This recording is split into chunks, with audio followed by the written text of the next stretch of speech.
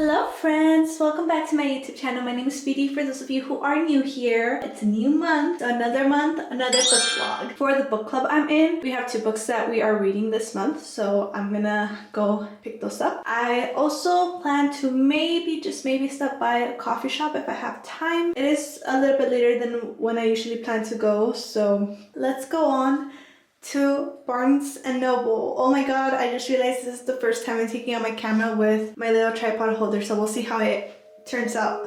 Let's go. Standing on your front porch, kissing through a screen door. Time is always running out. It's probably best to say the things you really feel out loud. But babe, if you believe it, say it like you mean it. I hope I make them proud. If every younger version of myself could see me now. Didn't mean to wake you, just go back to sleep. Been telling secrets I was supposed to keep. But you're a folktale, I'm a believer. You are a pipe dream, I am a dreamer. You're a phone call, I'm a receiver. You're a sickness, and Okay, I'm back with the books I have for this month that I bought today, except for one. So we'll start off with the one that I'm currently reading and that was part of my book set gift that I got. This is for my TBR for April. It's the second book to A Court of Thorn and Roses, A Court of Mist and Fury. This is my favorite book of the series, so I actually ended up buying the graphic audio, the dramatized version of this audiobook, so I can read along with it. And y'all, if you've already read the story and you want to reread it, I recommend doing the dramatized audiobook version. It is so good. I'm enjoying myself immensely. Like I said, I didn't buy it today, but it is part of my April TBR, so I'm currently reading this. Now for my actual book haul, I got these bad boys right here. I actually was not going to get this many books. This is literally like every month. I always say this. I'm not gonna get that many books. I don't know what order I'm going to be reading it. I just do know that I'm going to be reading this one first, which is Butcher and Blackbird by Bryn Weaver. So this is part of the online book club that I'm in, and we're starting off with this book this month, and we're going to be reading 2 books. But yeah, this is supposed to be kind of like a rom-com kind of book, but the main people are serial killers. So I've heard very really good reviews from it, but also a lot of people not liking it. I have no idea how I'm going to feel about this.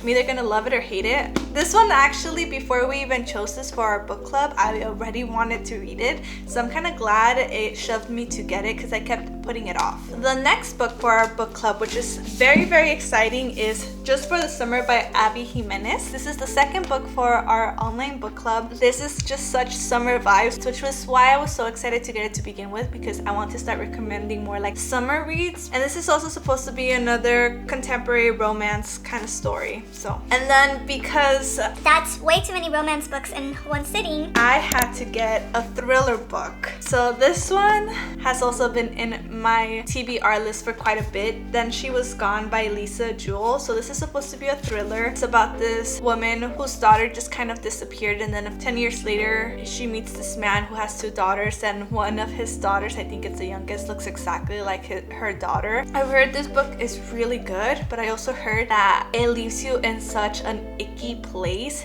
after reading it. So that's just exactly what I need after reading 2 romance books. That sounds so weird, but it's a good palate cleanser if I want to keep reading romance books. And then because I have a feeling that it is going to leave me feeling kind of gross, I decided to pick up another rom-com or another contemporary romance book. So this one's Book Lovers by Emily Henry. I have been wanting to read one of Emily Henry's books for a very long time. I just could never figure out which one to read. I was between this one and Happy Place. I don't know, this one, just the synopsis kind of just was super cute. It's something that hopefully will take my mood out of whatever this leaves me in. And honestly, for a romance book, this is kind of big, not gonna lie. I don't know, it feels a little thicker than usual. It's almost 400 pages. And then lastly, the book that I'll be reading for this month is the second book to the Red Rising trilogy, which is Golden Sun by Pierce Brown. I really enjoyed the first book,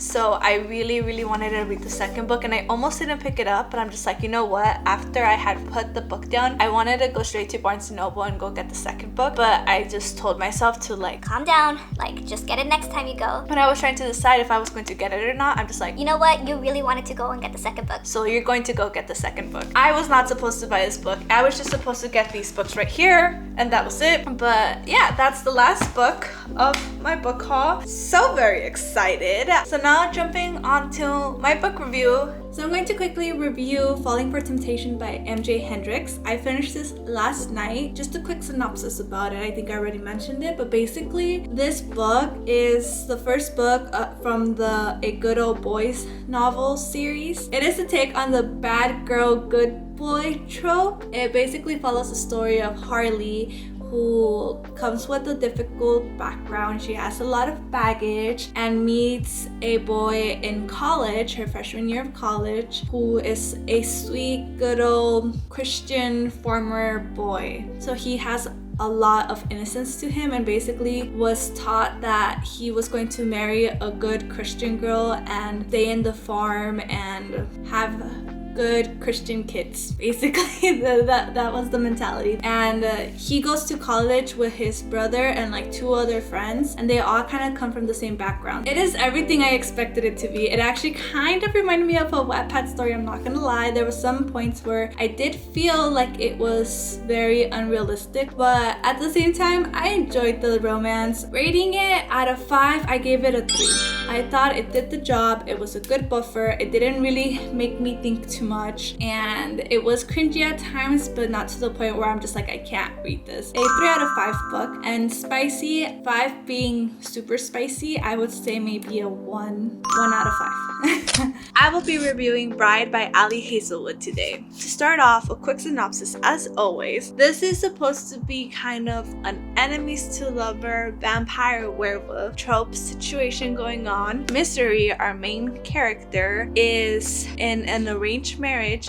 with the werewolf alpha Lo. Their whole marriage is for an alliance between the werewolf and the vampires. Basically, Mystery is like the worst vampire out there because she grew up with the humans as a collateral, which they go on to explain what all of that is and stuff like that. So she doesn't really have that much of her vampire heritage, so she kind of gets sucked into this werewolf world. She learns what it is to be a werewolf, and she has her own schemes of her own as to why she even accepted to do this marriage to begin with and stuff like that. So it follows her story and her journey and all of that, as well as how she deals with being the wife of a werewolf. It's a paranormal romance. It is everything I expected it to be. It reminds me of my Wattpad days back when I was in high school. I think for me, this book took me a good chunk, a good third of the book to actually get into, mostly because it did take about a third of the book to establish the characters and plot. I kind of expected Mystery to be more vampire. When it was marketed as enemies to lovers, I really thought it was going to be vampire versus werewolf kind of situation. For me personally, that took a while to get into,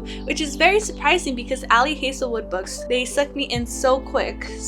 That was one of the downsides I had with this book. The other one being I wanted Mystery to be more vampire. I don't even know what that means. Ali Hazelwood, you could tell it's her writing because she is one of the queens of the miscommunication trope. Like, I swear all of her writing, the problems could easily be solved with better communication, and this book surprisingly had pretty good communication. They were both very honest, but there was still some stuff that the love interest, as always, kept to himself, and I'm just like, If only you guys talked about it. Again, another trademark of Ali Hazelwood is her love interest. They are all copy and paste of each other in different fonts, which I see that as a good thing because I love her love interest. You could see Ali Hazelwood all over this book. Whether you like her or not, that depends on if that's a good thing or not for you. So overall, I feel like this book, I'm going to give it a 3.5 out of 5, mostly because compared to her other work, it took me a really long time to get into. It does pick up from 0 to 100 really quick, like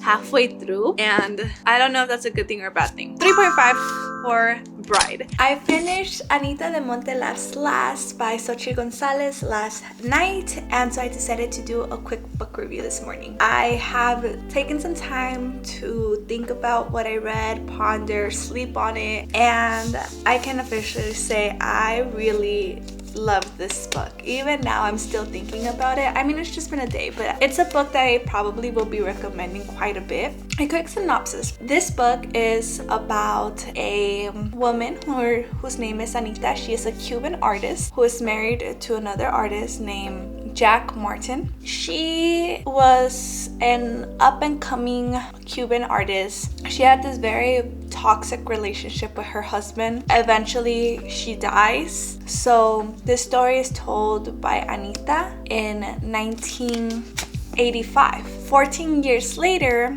it follows another girl. She's a Puerto Rican student. Her name is Raquel. She is learning to become an art critic from what I understood. So she gets this internship at this one museum, and she is trying to follow along the story of Jack Martin, where she eventually discovers Anita de Monte and kind of just discovers more and more about her story. And as the book progresses, it goes back and forth between 14 years in the past to the present, 1998. It follows the story of Jack, Anita, and Raquel, and it's also Raquel's coming of age story. It just kind of follows all three. It follows what the difficulty of being a woman of color in the art industry is, and how classism and racism affects people's relationships. So it very much is a social commentary, but it is a good book. I feel like as a woman of color, not in the art industry, but just in general as a woman of color that pursued higher education, there were so many points where I felt like I could relate, which is a little bit sad because this is in 1998, and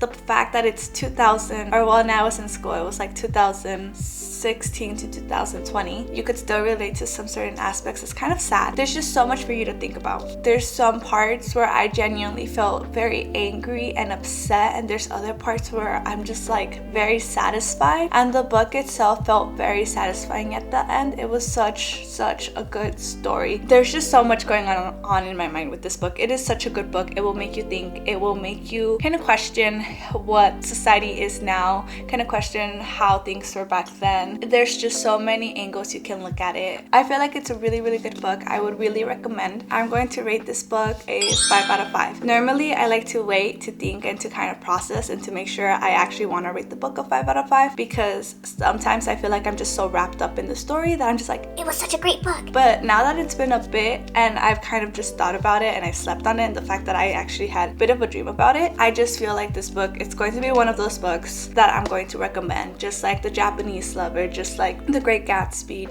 This book, 5 out of 5 for me. I would completely recommend. I finished Red Rising last night, but this is a sci-fi dystopian novel, Red Rising by Pierce Brown, and a quick synopsis about it. It's about this boy. He's considered a man in his society, but let's be honest, in our society he's a boy because he's just about 16, 17. He was born in Mars and basically kind of lives in these colony-like areas where they're kind of slaving away to try to get some type of helium. Basically what they're doing is for the better of all of society. It's so then the other, what they call colors in their society, can come and live in Mars and stuff like that. Basically it follows the story of Daryl, our main character, our protagonist, learning about his society and learning about the other colors and the reality of where he lives and the whole truth behind everything. I don't want to give too much of a synopsis, that's as much as I'll go. It is exactly what I was looking for when I kept saying I want a dystopian sci-fi novel. This book very much reminds me of The Hunger Games. It gives corrupt politicians questionable morals. It has a game kind of school learning environment. It was a really good story. I'm going to rate this a 4 out of 5. It was a really good book. There is violence and a bunch of other triggers, so definitely kind of check that out again before you read something like this. I'll be reviewing Flawless by Elsie Silver. I read this easily in 2 days. I did not realize how much I needed just a simple, nice romance palette cleanser kind of book, and this did the job. So this book is the first book to the Chestnut Springs series. This is about one of the brothers. His name is Ethan. He's a bull rider who basically is in his last days of his career, too old to be a bull rider. He's close to retiring. By old, he's really not that old. He's 31, but I understand in a sport that extreme like that, being 31 is on the older side. So he's close to retiring. He got into kind of like a PR nightmare, but basically ruined his reputation. So then his agent decided to basically assign a babysitter to him, and that babysitter was his agent's daughter, who's Summer. And it just kind of follows the story of Rhett and Summer. It's a romance book, so it follows their story. It was a very nice book. I just don't know what else to say. I really just enjoyed reading this. I devoured this book. It was just something I really needed to read, something that would make me feel good, and I am a sucker for a good romance book. There's a bit of like banter, there's does he like me, does he not like me, so it's a really good book. I really liked it, and I think it's just Elsie Silver is just really good at writing romance books. So I am definitely reading the next book in the series, which is Heartless. So I'm going to rate this a 4.5 out of 5. Like I said, very feel good. I really enjoyed reading it, read it so fast, and I loved every moment of it. But yeah, 4.5. Just really enjoyed this book. So I'm going to be reviewing Lights Out by Navessa Allen. So really quick, Lights Out by Navessa Allen is a dark romance book. So once again, if you are not into dark romance books, just be aware it is a dark romance. If you are into dark romance books, make sure you look at the trigger warnings. But this one specifically is supposed to be a rom-com dark romance, which I wasn't exactly sure what to expect from it. Really quick, a synopsis is Allie, our main character, who's a tired nurse and doesn't really have time to take care of herself or anything like that, has a bit of a kink with masked men. So she follows this one person who creates that kind of content and decides to leave comments, kind of like thirsty comments and stuff like that, and just kind of minds her own business. Eventually the content creator of those videos is just like, I kind of want to hit this girl up. It kind of turns into like a stalker dark romance. So basically this guy stalks the girl. There's a lot more to it, like how it kind of develops and stuff like that. In my opinion, this is supposed to be a dark romance book, but I feel like the author wasn't sure how dark it should necessarily go, because it felt more like a rom-com with like maybe kink explorations instead. I think it would have worked a little bit better, because at least for a typical dark romance book, the guy was very, I don't know how to explain it, very apologetic is how I put it in my review. In conclusion, it just didn't really feel too much like a dark romance, but the book itself was interesting. Part of the plot was kind of like thrown out of nowhere, and there were places where I feel like the shock value could have been a lot better. I still gave it a chance, and that's all. That's all I'm gonna say about that. But yeah, overall, I did enjoy the book. I think I read that in one day. It was a really easy read, and I actually ended up rating this book a 3.5 out of 5. And for spicy, I think I'm going to give it a 3 out of 5. 5 being like all smut, no plot kind of situation. So yeah, that's Lights Out. Now the other book that I'm going to be reviewing is A Court of Thorn and Roses by Sarah J. Maas. Okay, so this is a reread. I've actually read these books back in, I want to say 2021, or yeah, I think 2021 or 2022. I read them when I got my Kindle actually. Do you remember when you got me my Kindle? I can't remember how long ago I got my Kindle, but I had already read it. I don't remember what I rated it. I never actually rated it publicly anywhere, so I didn't even have it on my Goodreads when I was trying to look back to see what dates I read it and stuff like that. So I don't remember how I rated it. I just remembered liking the book enough to continue the series. Going back to the synopsis, this is kind of a Beauty and the Beast retelling. We start off with Vera, our main character. She goes and kills a wolf who turns out to be part of the Fae world, part of Prithian, and because of that, Tamlin ends up coming to collect her because she killed one of his people, and the peace treaty that they have between the mortal world and the fairy realm is that, you know, if you kill unprovoked, like it's a life for a life kind of situation. So instead of killing her, he gives her the option to go live with him in Perithian. And so Feyre ends up going to Perithian and just lives there and learns how to live there and stuff like that, and like a bond develops between them and a lot of stuff happens. So it is supposed to be a Beauty and the Beast retelling, which is why when I first started reading it the first time ever, I actually was into it because Beauty and the Beast is one of my favorite Disney movies. It definitely has that element of like he's a beast, there's this curse. So like I said, my first thoughts was I love Perithian, I love that world. I just really enjoy it, especially as you go on in the rest of the series. My second thought was, damn it, why does Tamlin have to be blonde? I don't want like in my head he was like a dark, dirty, blonde, brunette kind of person, because I'm just like, I don't like love interests with light colored hair. I don't know why. My third thought was, oh my god, I like Rhysand better than Tamlin. oh no, is this going to be a love triangle? And I just kind of like hated it, because I remember when Rhysand got introduced the first time, I'm just like, why couldn't it just be him? Especially because like the first time around when I read it, I didn't like Tamlin's behavior a lot of the times. So I was just kind of like, I'm not really into this love story. But as the story progressed towards the end, when a lot of the plot happens, I really enjoyed the story. That's what like really got me sucked into the books, was like maybe like that third bit that was left. Now as a reread, I feel like I'm very proud of myself for one, knowing the damn riddle, the answer to the riddle. I was really frustrated the first time I read it when I guessed the riddle. I'm just like, no, it can't be that simple. If you know, you know. I'm going to do quick spoilers because I wanted to do a bit more of a like reread what I thought about the books my second time around. I might do this a whole separate video for it, but at least for now I'm just going to do it like this. So if you want to skip over to the rating, go ahead and skip now. Now as a reread, because I do not want to spend way too much reviewing this book and telling my thoughts, I actually typed it out on my iPad so I can just read it off. So I'm going to read it, quite literally read it, because if not I'm going to go on a tangent and I don't want to go on too much of a tangent. This is my opinions of what I thought rereading this book after knowing everything that happens in the series with spoilers. Tamlin's toxic traits are apparent from the beginning. However, since he's the main love interest in the first book, we probably just go along with it. Feyre also points out how trapped she sometimes feels in the first book, but lets it slide because there isn't much she can do